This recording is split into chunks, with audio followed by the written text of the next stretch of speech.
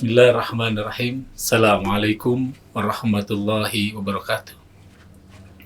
Alhamdulillahi wa kafa, wassalatu wassalamu ala rasulil mustafa.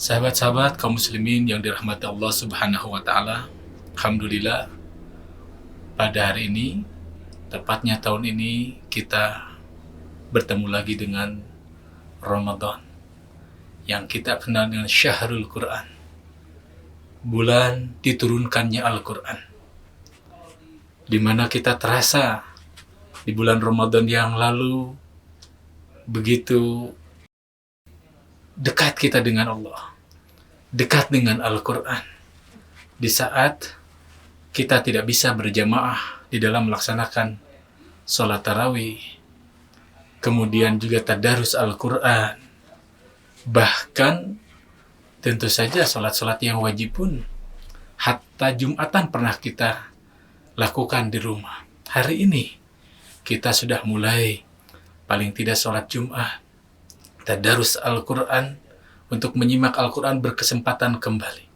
Karena itu maka tidak ada kata yang paling indah kecuali kita bersyukur kepada Allah subhanahu wa ta'ala bahwa pada tahun ini ternyata Allah masih memberikan kenikmatan, kesehatan, kesabaran, dan kesadaran untuk mendekatkan diri kepada Allah subhanahu wa ta'ala, paling tidak menjadikan momen Syahrul Ramadan adalah Syahrul Quran, bulan diturunkannya Al-Quran, yakni momen untuk mendekatkan diri kita dengan Allah melalui kita berinteraksi dengan Al-Quran. Sahabat kaum muslimin wal muslimat yang dirahmati Allah subhanahu wa ta'ala, ada beberapa interaksi kita dengan Al-Quran. Ya. Mulai paling tidak ada 5 hal kita berinteraksi dengan Al-Quran. Mulai dari al-istima', bagaimana kita menyimak, at-tilawah, kita membaca, al-hifdhu, kita menghafal, at-tadabbur, kemudian kita renungkan, dan al-amal, kita mengamalkan. Nah, tentu saja bulan Ramadan kali ini, mari kita jangan lewatkan begitu saja. Di saat kita sudah justru mulai berkesempatan beraktivitas lebih leluasa ketimbang di Ramadan yang lalu, selain sekalipun kita tetap untuk berwaspada, berhati-hati, berikhtiar, tetapi umumnya Al-Quran menggambarkan bagaimana manusia itu ketika diuji oleh Allah subhanahu wa ta'ala dengan kesulitan, dengan berbagai macam cobaan, mereka berdoa kepada Allah dengan sungguh-sungguh. Tetapi ketika Allah cabut nikmat itu, kemudian dia mulai melupakannya. Nah, tentu saja ini merupakan suatu hal yang tidak demikian. Di saat awal-awal pandemi, kita sempat mungkin panik. Sempat kita ada ketakutan, kecemasan, kegelisahan. Tapi sampai saat ini ternyata Allah masih memberikan kita kehidupan. Allah memberikan kita kesempatan untuk beribadah. Bukan untuk kita lupakan, bahkan kita kurangi kewaspadaan, tidak. Wujud dari ketakwaan kita, yakni justru meningkatnya kesadaran kita kepada Allah subhanahu wa ta'ala. Nah, Al-Quran diturunkan bulan Ramadan. Karena itu bagaimana agar kita berinteraksi dengan Al-Quran, menjadikan Al-Quran yang berpengaruh terhadap diri kita, sebagaimana Nabi mengatakan bahwa khairukum man ta'alamal Quran wa 'allamahu. Mari kita jadikan bahwa kata Nabi, sebaik-baik di antara kalian adalah orang yang belajar Al-Quran dan mengajarkannya. Orang yang berinteraksi dengan Al-Quran dan mengajarkan. Ada 5 yang tadi saya sampaikan. Yang pertama adalah al-istima'. Allah menegaskan, wa idza quri'al Quran fastami'u lahu wa ansitu la'allakum turhamun. Di sana tegaskan, jika Al-Quran dibacakan, maka fastami'u lahu, simak, dengarkan dengan baik-baik. Kenapa? Bukan hanya dengarkan, wa ansitu, juga diam. La'allakum turhamun, niscaya kalian akan diberikan rahmat oleh Allah subhanahu wa ta'ala. Allah melimpahkan rahmat kepada kita. Terlebih lagi ketika kita mau mendengarkan, mau mencoba untuk menyimak apa yang diturunkan oleh Allah berapa ribu tahun, 1500 tahun yang lalu kepada Nabi Muhammad SAW. bulan Ramadan, bulan di mana kita sering berinteraksi dengan Al-Quran, tadarus, kita menghafal, kita membacanya.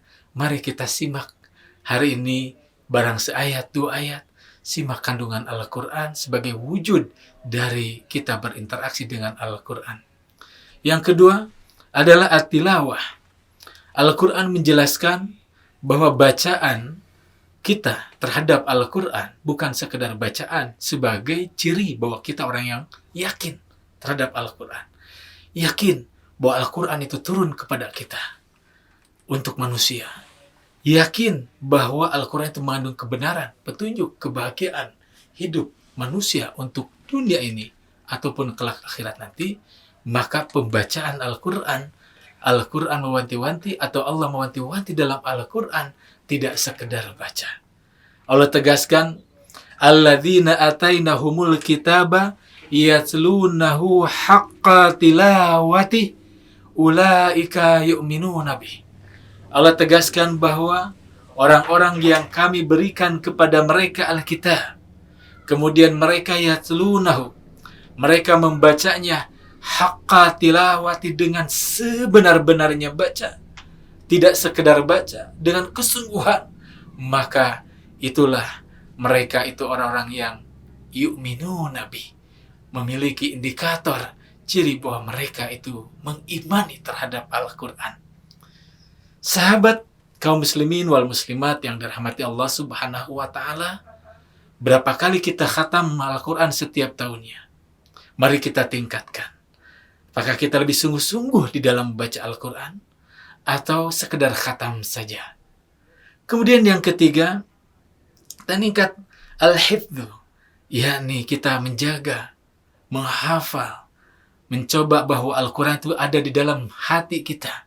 Selain ada dalam ingatan kita, tapi juga nampak di dalam jiwa kita. Allah katakan, bal huwa ayatun bayyinat fi suduril ladzina utul ilm.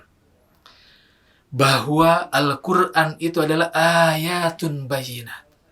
Ayat-ayat. Tanda-tanda kehadiran Allah. Tanda-tanda kuasa Allah Subhanahu wa ta'ala. Fi suduril ladzina utul ilm. Di dalam dada orang-orang yang Allah berikan ilmu. Orang yang berilmu. Orang yang berilmu sejatinya adalah orang yang sadar akan kehadiran Allah Subhanahu wa ta'ala dengan ilmunya. Karena itu sahabat Nabi SAW itu mengatakan, laisal ilmu bikasratir riwayah. Bahwa ilmu itu tidak identik dengan banyaknya riwayat yang dia hafal. Banyaknya ilmu yang dia tanamkan di dalam ingatan, di dalam memorinya. Tetapi ilmu sejatinya, yakni munculnya khasyah, adanya kesadaran akan Allah Subhanahu wa ta'ala. Bahwa ujung dari ilmu itu adalah bagaimana kita sadar betul kita bertakhallaku bi akhlak kita. Takhallaku bi akhlakillah, yakni kita berakhlak dengan akhlak-akhlak Allah. Sahabat sekalian, kemudian tak kalah pentingnya kita berinteraksi dengan Al-Quran at-tadabbur, yakni merenungkan, menghayati. Bahkan ini Allah menyapa bukan hanya kaum muslimin, bukan hanya orang yang beriman, seluruh manusia. Allah turunkan Al-Quran ini adalah untuk direnungkan, ditadaburi, dihayati.